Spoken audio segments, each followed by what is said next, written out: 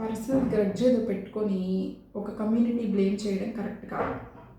అందున ఉమెన్ ఆంటర్‌ప్రెన్యూర్స్‌గా ఇప్పుడిప్పుడే 4 గోడల మధ్య నుంచి బయటికి వెళ్ళకుండా ఇంట్లోనే ఉండి డిజిటల్ స్కిల్స్ నేర్చుకొని వాళ్ళు చేసే సర్వీసెస్ని నలుగురికి తెలియచేస్తూ దాని ద్వారా మనీ ఎర్న్ చేసి ఫ్యామిలీకి ఒక సపోర్ట్‌గా ఉండాలి అనుకునే మహిళలకి, కష్టపడి పని చేయాలి అనుకునే ఒక మహిళలకి ఒక మంచి కమ్యూనిటీ ఏర్పాటు చేసి వాళ్ళలో ఉన్న శక్తిని వాళ్ళకి గుర్తు చేసి వాళ్ళకి ధైర్యాన్ని ఇచ్చి మాట్లాడగలిగే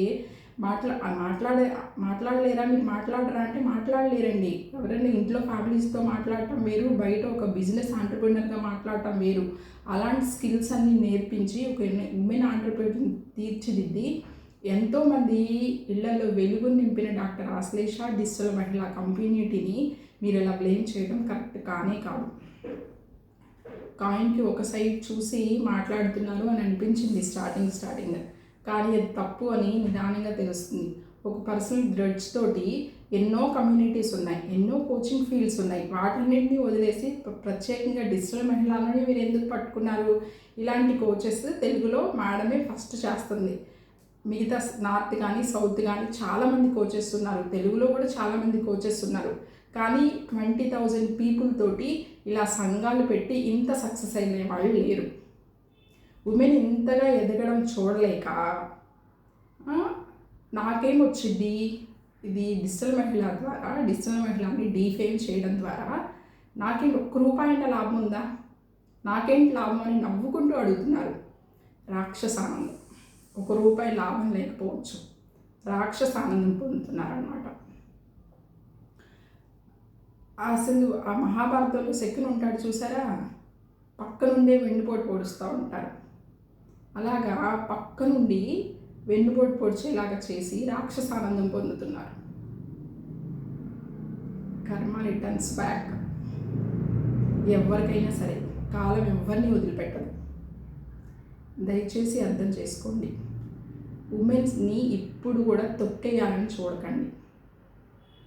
ఎంతోమంది ఏదో ఒకటి చెయ్యాలి, సాధించాలి అని అనుకుంటున్నారు. ఆ ఉమెన్ కుటుంబ పరిస్థితుల రీత్యా, కుటుంబంలో పిల్లల్ని ఇంట్లో వాళ్ళని చూసుకునే బాధ్యతల రీత్యా బయటికి రాలేని పరిస్థితులు కొంతమందికి. అలాంటి వాళ్ళు ఎంతోమందికి డిజిటల్ మహిళా కమ్యూనిటీ చాలా బాగా ఉపయోగపడుతుంది.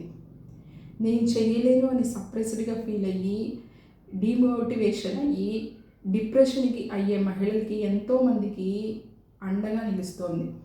నేనున్నానని చెప్తుంది. మీరు బయటికి వెళ్లకుండా ఇంట్లో నుంచే సంపాదించని చెప్తుంది.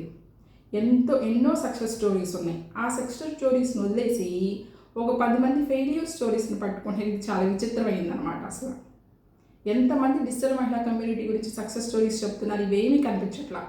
ఒక 4-5 మెంబర్స్ చెప్పే నెగిటివ్స్ మాత్రం కనిపిస్తున్నాయి. ఇంకా పెద్ద విచిత్రమైన విషయం ఏంటంటే అసలు కమ్యూనిటీలో లేని వాళ్ళు కూడా నేను ₹99 కట్టి మోసపోయాను, అసలు మన జీవితంలో డబ్బులే ఖర్చు పెట్టలా, ₹99కి అసలు మీ ఆస్తులంతా కూలిపోయినట్టు మాట్లాడుతున్నారు. 5,000 కట్టాలనుకున్నాను, నేను కట్టకుండా మీరు నాకు మంచి ఉపకారం చేశారు, పెద్ద ఉపకారం చేశారని. నిజంగా చెప్తున్నానండి. నేను అరుణాచలం వెళ్ళొచ్చిన మరుసటి రోజు నేను డిజిటల్ మహిళా కమ్యూనిటీలో జాయిన్ అయ్యాను. భగవంతుడు నాకు ఇచ్చిన వరం, ప్రసాదం డిజిటల్ మహిళా కమ్యూనిటీ. నా లైఫ్ ఫుల్ చేంజ్ అయిపోయింది. యాజ్ ఏ కోచ్గా నేను టీనేజర్స్కి, పేరెంట్స్కి, స్కూల్స్కి వెళ్ళి సర్వీస్ చేస్తున్నాను. ఒక 20,000కి 15,000కి ఒకళ్ళ కింద శాలరీ తీసుకున్న నేను ఇవాళ నాకు నేనుగా సొంతంగా సంపాదించుకుంటున్నాను ఫ్రీలాన్సింగ్ ద్వారా. అంటే ఎవరి కింద పనిచేయాల్సిన అవసరం లేదు. నాకు నేను వెళ్తాను, యాజ్ ఎ ట్రైనర్గా నన్ను ఇంట్రడ్యూస్ చేసుకుంటాను, వాళ్ళకి నచ్చితే సెషన్స్ తెప్పించుకుంటారు, దానికి తగ్గ మనీ ఇస్తారు. ఇంట్లో నుంచి కూడా చేసుకోవచ్చు. ఇలా నా కాళ్ళ మీద నేను నిలబడేలాగా నేను ఒక స్థాయి నుంచి ఇంకొక పెద్ద స్థాయికి వెళ్ళేలాగా చేసింది డిజిటల్ మహిళా కమ్యూనిటీ. నాలాంటి వాళ్ళు ఎంతోమంది ఉన్నారు. దయచేసి మీ రాక్షసానందం కోసం ఇంత మంచి కమ్యూనిటీని పాడు చేయకండి, మిస్లీడ్ చేయకండి.